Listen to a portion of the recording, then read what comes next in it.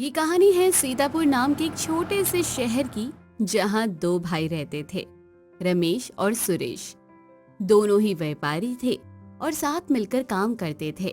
उनकी हार्डवेयर की दुकान शहर की सबसे बड़ी और उस इलाके में एक लौती दुकान थी, इसलिए चलती भी बहुत थी। रमेश, देखो जरा भाई साहब क्या मांग रहे हैं। मैं इधर बिजी हूँ। जी देखता हूँ भैया। हाँ बताइए क्या चाहिए आपको। हैंडल है क्या? हैंडल? हाँ बिल्कुल है। कितना बड़ा चाहिए? 2.5 फीट का। ये लीजिए। मैंने पूरे शहर में ढूंढ लिया लेकिन 2.5 फीट का हैंडल कहीं नहीं मिला। आपके यहाँ ही मिल पाया है। तो शहर भर में ढूंढने की जरूरत क्या, डायरेक्ट हमारे पास आया करिए। हमारे यहाँ सब मिलता है। हाँ और क्या, डायरेक्ट यहाँ आइए, उचित दामों पर सब मिलेगा। वो ग्राहक खुश होकर चला गया, लेकिन दुकान पर भीड़ घटी नहीं बल्कि और बढ़ने लगी। उनकी दुकान अब ऐसे ही चलती थी और वो खूब पैसा कमाते थे। एक दिन रमेश ने सुरेश से कहा, भैया आपको नहीं लगता हमें एक नौकर रख लेना चाहिए? इतने ग्राहक आते हैं कि हम दोनों को संभालना मुश्किल हो जाता है। नहीं नहीं, हम संभाल तो रहे ना। कोई ग्राहक कभी वापस नहीं जाता तो चिंता किस बात की। तुझे याद है बापूजी क्या कहा करते थे, नौकर के होने से इंसान आलसी हो जाता है। हाँ बिल्कुल याद है, आपने सही कहा भैया।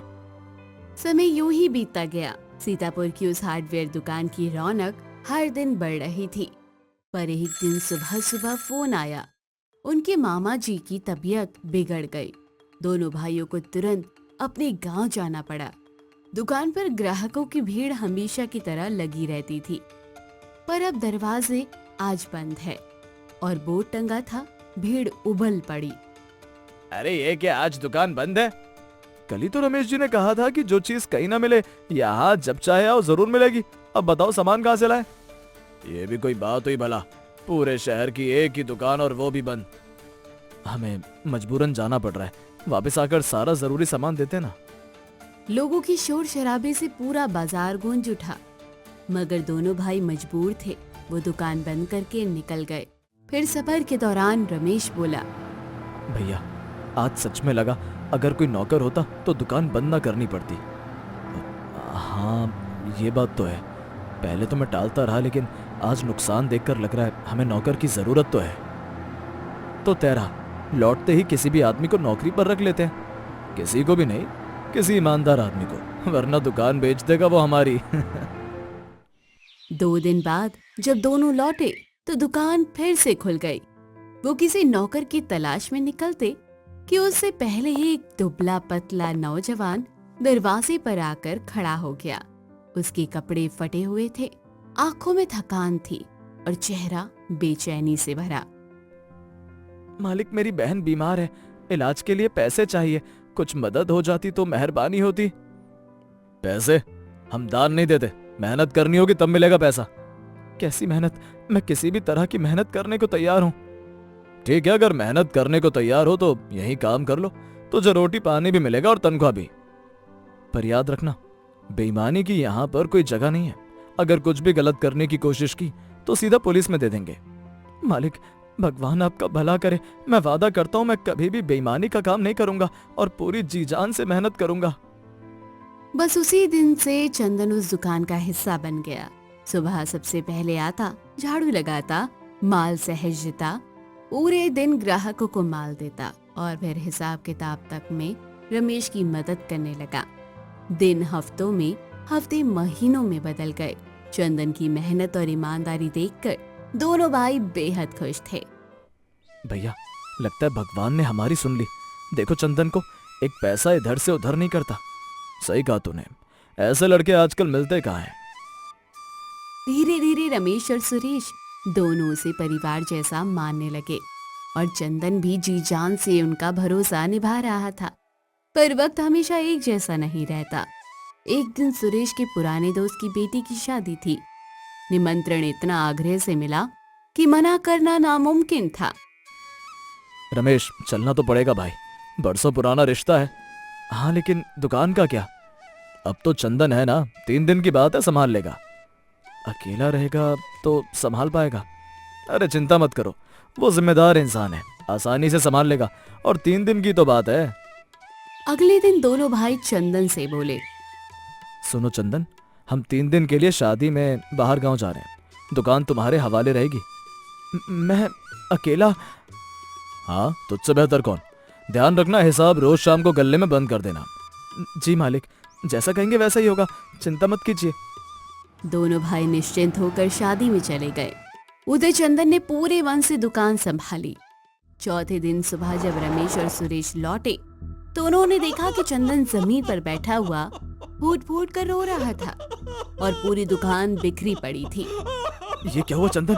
दुकान का हाल ऐसा क्यों है? मालिक, पता नहीं अचानक ये सब क्या हो गया।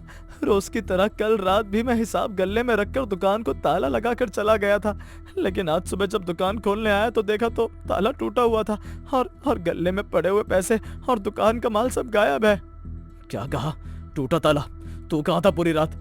घर पर था मालिक, भगवान की कसम मेरे खुद समझ में नहीं आ रहा है क्या करूं। झूठ बोल रहा है तू। हमने तुझ पर भरोसा किया था और तूने यह किया। नहीं मालिक, मेरी बात मानिए, मैं बेगुनाह हूं।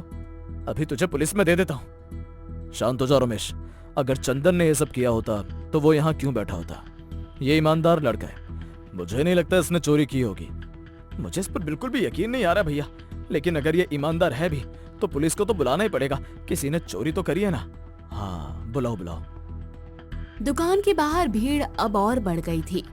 लोग तरह तरह की बातें कर रहे थे। किसी को यकीन नहीं हो रहा था कि सीतापुर की सबसे बड़ी दुकान पर चोरी हो सकती है।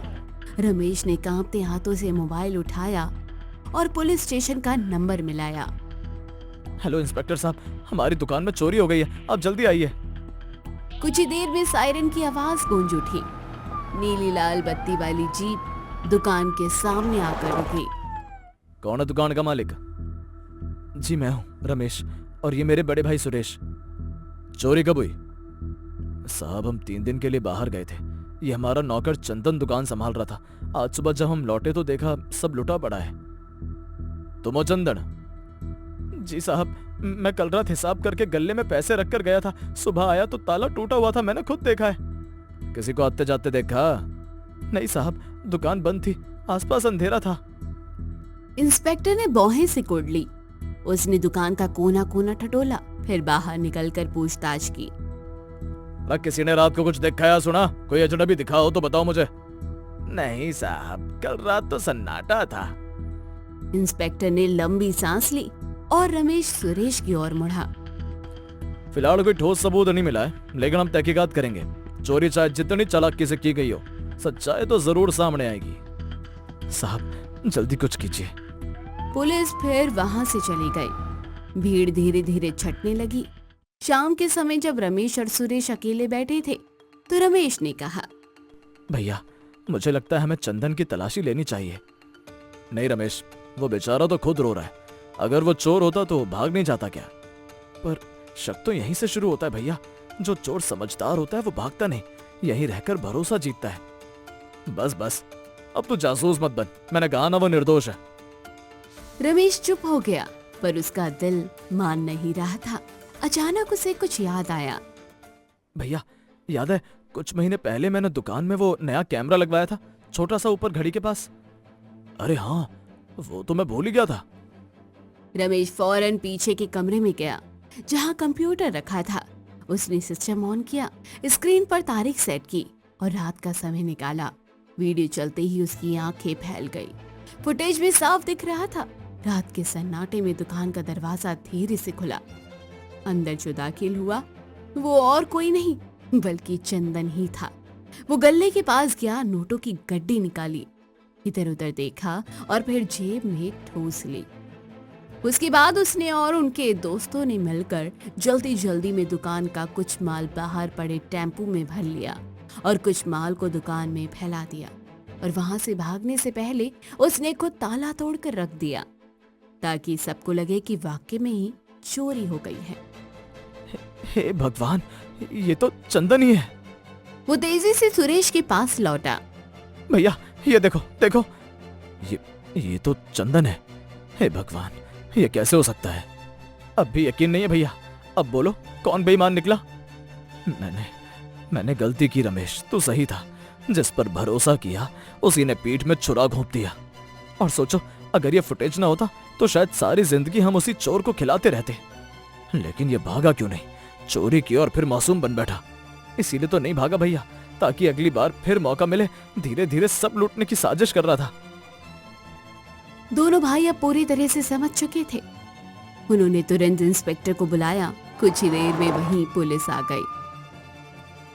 क्या हुआ, क्या मिला रमेश जी? ये देखिए साहब, यही है असली चोर। इंस्पेक्टर ने स्क्रीन पर नजर डाली। वीडियो देखकर उसकी भौहें तन गई। उसने एक झटके में चंदन की तरफ देखा। चंदन, अब क्या कहेगा? ये तू ही है तेरा हमशक्ल? साहब मैं मुझसे गलती हो गई। मैं मजबूर था। बहन का इलाज। चुप। हमने तुझे भीख नहीं नौकरी दी थी, रोटी दी, पानी दिया, इज्जत दी, और तूने बदले में हमें क्या दिया? धोखा। हाँ, हमने तुझे घर का आदमी समझा, बेटा समझा। तूने हमसे ही बेईमानी करी। चंदन के आंसू गिरते रहे, पर अब बहुत देर हो चुकी थी।